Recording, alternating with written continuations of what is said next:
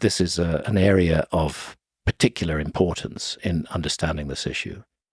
Well, can you actually describe the Sphinx and the Great Pyramids and what you find most mysterious and interesting about them? Well, first of all, the astronomy.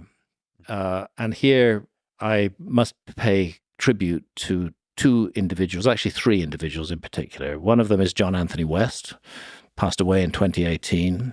He was the first person in our era to begin to wonder if the Sphinx was much older than it had been. Actually, he got that idea from a philosopher called Schwaller de Lubicz, who'd noticed what he thought was water erosion on the body of the Sphinx.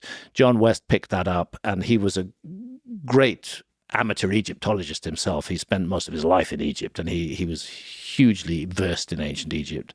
And when he looked at the Sphinx and at the strange scalloped erosion patterns and the vertical fissures, particularly in the trench around the Sphinx, he began to think maybe Schwaller was right. Maybe there was some sort of flooding here. And that's when he brought Robert Schoch, second person I'd like to recognize, geologist at Boston University. He brought Schoch to Giza, and Schoch was the first geologist to stick his neck out, risk the ire of Egyptologists, and say, well, it looks to me like the Sphinx was exposed to at least 1,000 years of heavy rainfall. And as Schoch's calculations have continued, as he's continued to be immersed in this mystery, he's continuously pushed that back. And he's now, again, looking at the date of around 12,500 years ago, during the Younger Dryas, for the creation of the Great Sphinx.